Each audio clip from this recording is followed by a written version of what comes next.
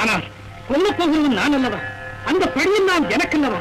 அண்ணன் காட்டிய வழியில் நீ எண்ணியதை நான் செய்து விட்டான். அதனால் வரும் பாவப்பலனை யார் சுமப்பது? இந்த கொலைக்கு நீ உடந்தையாவாயா? சொல் சொல். புண்ணியம் இதுவென்று உலகம் சொன்னால் அந்த புண்ணியம் கண்ணனுக்கே. போற்றுவார் போற்றலும் தூற்றுவார் தூற்றலும் போகட்டும் கண்ணனுக்கே. கண்ணனே காட்டினான், கண்ணனே தாக்கினான், கண்ணனே கொலை செய்கின்றான். காண்டீபம் எழுக நின் கைவன்மை எழுக, இக்களமெல்லாம் சிவக்க